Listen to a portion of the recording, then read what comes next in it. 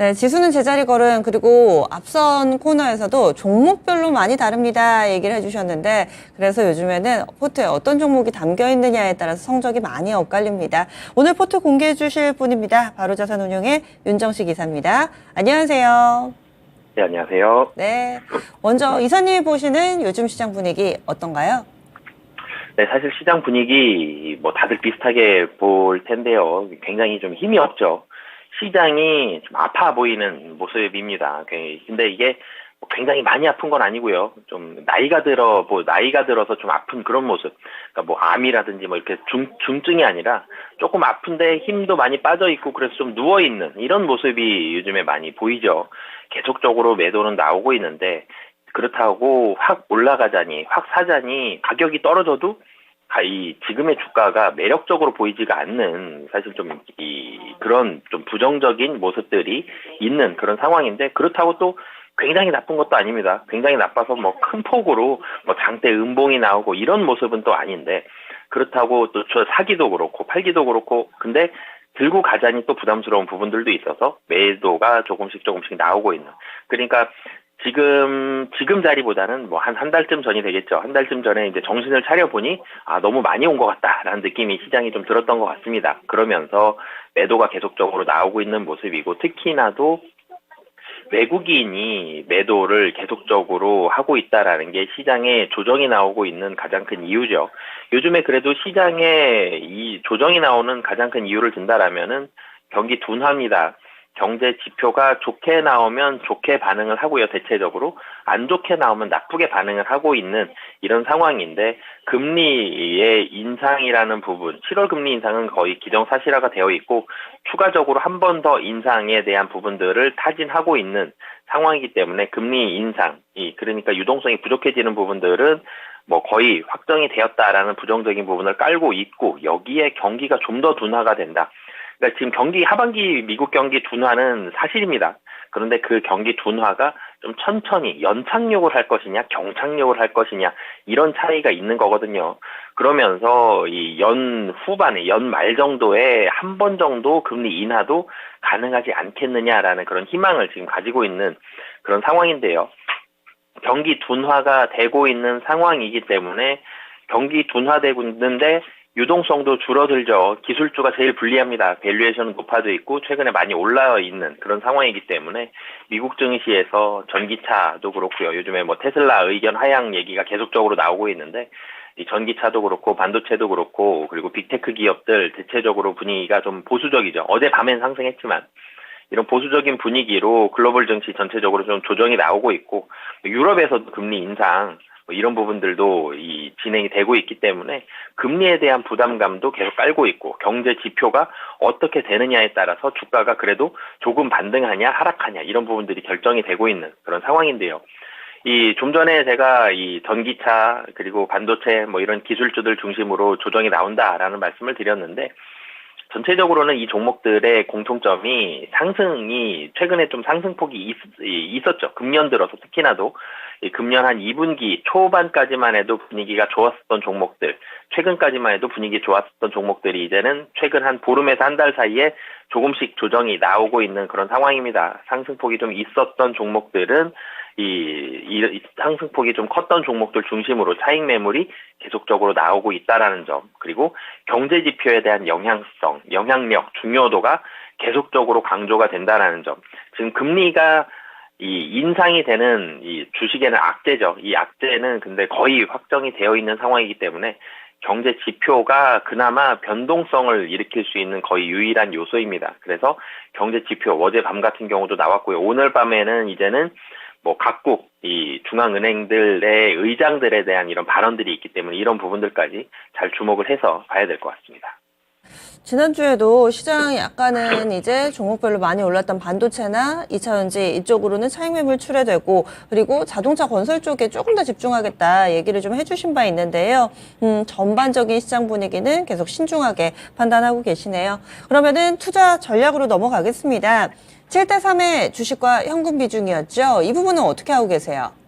네, 7대 3은 사실은 계속적으로 좀 유지를 할 전망입니다. 이런 계획인데, 아직도 이 좋은 분위기로 바뀐 상황까지는 확인이 안 됐거든요. 지금 추가적으로는 조금 더 조정이 나올 수 있다라는 판단이 들고요.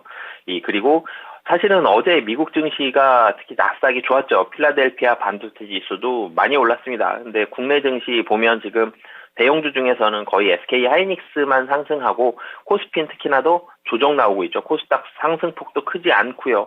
수급적으로도 아직까지는 개선이 되는 모습이 확인이 되고 있지 않기 때문에 추가적인 조정이 좀 더 나올 수 있다, 추가적인 조정에 대한 가능성이 높아 보이거든요. 그렇기 때문에 추가적인 조정이 나올 수 있다라는 부분들을 좀 염두를 해두고 7대 3 유지를 하겠습니다. 이 2,500 한 50선 정도, 지금은 2,550이 61선이거든요. 요 정도까지 만약에 조정이 된다라면 여기에서는 주식 비중, 특히 이 조정이 좀 있었던 반도체나 2차전지 쪽 중심으로 해서 그러니까 주식 비중을 좀 더 늘릴 계획을 가지고 있다라는 말씀까지 드리겠습니다. 향후의 방향까지 설명해 주셨어요. 지금은 아니지만 2,500선까지 조정받는다면 이 기존에 주도했던 종목 위주로 관심을 가져보겠다. 그러면 포트폴리오에 속해 있는 종목군 하나씩 리뷰해 보겠습니다. 기존의 포트폴리오 먼저 보겠습니다. 삼성전자가 가장 높은 비중을 차지하고 있는 포트폴리오죠. 20% 있습니다. 그리고 자동차의 기아 15%, LG노텍도 15% 있고요. 엔터섹터 하이브와 그리고 지난주에 현대건설을 담았습니다. 각각 10% 정도씩 주식 비중 70%로 구성되어 있습니다. 가장 먼저 현대건설 파셨을지 좀 궁금해요. 왜냐면 한 주 전까지만 하더라도 이 정도의 대규모의 잭팟급 수주가 나올 거라고 예상한 분들이 거의 없으셨을 텐데 편입하고 나서 그 사이에 대규모 수주 소식에 한 차례 급등이 나왔었던 적이 있죠. 물론 현재 지금 차트를 보니까 일주일 전 수준까지 다시금 또 제자리를 보여주고 있는데 현대건설 흐름 어떻게 보셨는지 그리고 액션이 있었다면 좀 설명해 주세요. 네, 우선 결론은 현대건설은 이제 이 포트에서는 좀 제외를 하도록 하겠고요. 이게 사실은 현대건설이 해외 수주가 나올 가능성은 매우 좀 높았는데 생각보다 좀 더 빨리, 좀 더 크게, 사실 6.5조 원 너무 컸죠. 이렇게 좀 많이 나왔던 부분들은 있습니다. 해외에 대한 수주는 분명히 나올 것이다. 사실 레포트들만 보더라도 이런 부분들은 충분히 좀 알 수 있었던 상황인데 너무 큰 금액이 좀 나오면서 그날 당일날 장중에 굉장히 큰 폭으로 상승하는 그런 모습들이 있었는데 이 건설주는 분명히 가격적으로 매력이 있고요. 그리고 건설주 중에서 최상위 건설사들은 분명히 긍정적인 흐름이 금년에는 나타날 가능성이 높아 보이지만 아직까지 그 분위기가 반전이 되기에는 조금은 시기상조였던 것 같습니다. 사실 그 분위기를 가장 여실히 느낄 수 있었던 게 저 수주가 나온 날, 공시가 나온 6월 26일, 그런 분위기를 많이 느낄 수 있었거든요. 이 장중에 굉장히 큰 폭으로 상승을 했습니다. 시가 자체가 10% 넘게 상승을 해서 시작을 했고요. 그리고 15% 좀 넘는 수준까지 상승을 했다가 결론적으로는 6%대로 종가를 마감을 했습니다. 이날 외국인과 기관 정말 많이 팔았거든요. 특히 기관이 연기금 중심으로 돼가지고 굉장히 큰 폭으로 매도가 좀 나왔습니다. 외국인도 팔고요. 이 매도를 개인이 다 받았습니다. 이런 부분들이 건설주를 지금 당장은 좀 좋지 않게 보고 있다. 특히 기관이 좋지 않게 보고 있다라는 부분들이 지금 좀 나왔다는 수급적으로 나온 모습이거든요. 그리고 이 수주가 나온 바로 그 다음 날에도 상승폭을 상당 부분 좀 반납하는 그런 모습들까지 있었기 때문에 건설주들 하반기에는 분명히 다시 볼만한 종목들인 건 맞습니다만 지금 이 상태로 봤을 때에는 수급적으로는 좀 부담이 되는 외국인 기관 다 팔고 개인만 사고 있는 이런 부분들이 있기 때문에 수급이 좀 반전될 때까지는 분위기가 조금 더 좋아질 때까지는 좀 보수적으로 봐야 되고요. 건설주들은 지금 두 가지 약재에 시달리고 있죠. 한 가지는 금리가 다시 올라가고 있습니다. 그러면서 자금 조달, PF 자금 조달에 대해서도 상당히 좀 어려움을 겪을 가능성이 높고 그리고 더 큰 문제는 이 두 번째 원자재 가격이 너무 많이 올라갔죠. 평당 1,000만 원대가 나올 수도 있다 이런 얘기까지 나오고 있기 때문에 그렇게 되면은 건설할 수가 없습니다. 지금 지을 수가 없기 때문에 그럼 수주 물량 자체가 줄어들고 지금 짓고 있는 이 지역들도 이 이익이 굉장히 많이 줄어들거나 어떤 건설사들은 손실을 보면서까지도 지어야 되는 이런 문제들도 나올 수 있기 때문에 건설주들은 원자재 가격 상승이 조금 더뎌지고 금리에 대해서도 조금 안정화되는 하반기에 다시 한번 접근해보는 게 좋을 것 같다라는 판단이 들어서 비중 12선대 이 부분을 좀 축소하도록 하겠습니다. 네.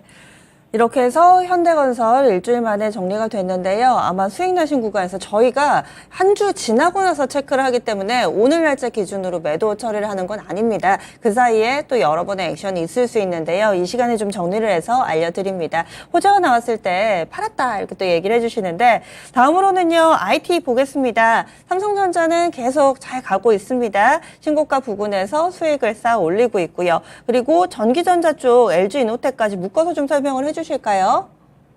네, 우선 사실 삼성전자가 사실 상당히 좀 든든하죠.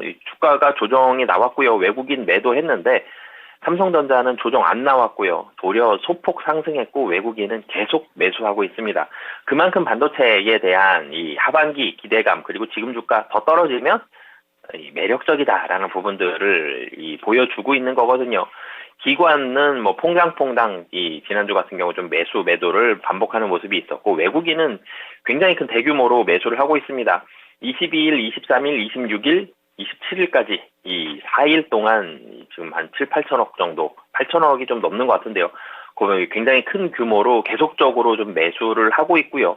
이 삼성전자 반도체에 대해서는 특히 하반기는 충분히 기대할 만하고 그리고 사실 반도체가 하반기에 반등을 못할 가능성이 별로 없죠. 그러니까 거의 반등이 확실시되고 있는 상황이다라는 점 이런 부분들을 봤을 때 주가가 미국 증시에서 뭐 필라델피아 반도체 지수 영향받아서 조금 움직일 수는 있겠습니다만 그런 부분들보다는 삼성전자에 대해서는 특히 외국인들이 상당히 확신을 가지고 움직이고 있다는 점 이런 부분들 봤을 때 뭐 개별 종목이라든지 시가총액이 좀 작은 종목들처럼 굉장히 큰 폭의 상승이 뭐 굉장히 드라마틱하게 나타나서 이런 수익률을 줄 수 있을 가능성은 좀 낮지만 그래도 포트의 안정성과 그리고 하반기로 봤을 때는 수익이 거의 확정된다라는 점 이런 부분들 봤을 때는 삼성전자는 포트에 뭐 가장 중심으로 잡아주고 있는 게 뭐 어느 포트폴리오나 좀 필요한 상황이지 않을까 뭐 그래서 계속적으로 긍정적으로 지금 비중 유지하도록 하겠고요.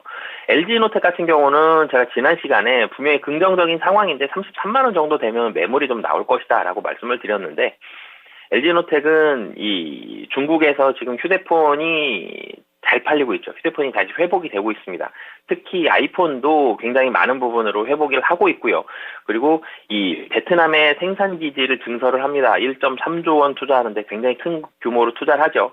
1.3조 원 투자를 하게 되면 대규모 증설하게 되면 두 가지 장점이 있는데요. 한 가지는 우선은 안정적인 물량 공급이 가능해집니다. 한 번에 많이 생산할 수 있다는 점. 그리고 또 한 가지는 많이 생산하면 가격도 떨어지죠. 이런 부분들 장점들이 있기 때문에 LG이노텍 그런 이유로 인해서 특히 기관 연기금이 사랑하는 종목이죠.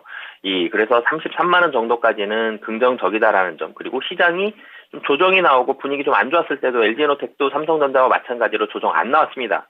그런 부분들까지 본다라면 충분히 좀 긍정적이다라는 판단이 들어서 현대건설 제외한 10중에서 5는 LG이노텍 더 추가해서 15에서 20으로 비중 확대하도록 하겠습니다. 네, 알겠습니다. 이렇게 해서 또 비중 조절 있었네요. 그리고 남은 종목군들 뭐 특이사항이 있다면 간략하게만 코멘트를 해주실까요? 네, 사실은 뭐 하이브는 외국인은 계속 팔고 있지만 기관이 계속적으로 사랑한다라는 점 그리고 이 실적 좋다라는 점, 하반기에는 좀 더 기대가 된다라는 점, 계속적으로 보시면 좋을 것 같고요. 자동차 같은 경우, 기아 같은 경우는 삼성전자처럼 수급이 흔들리지가 않았습니다. 시장 조정 받았는데 기아는 좀 더 많이 상승했거든요.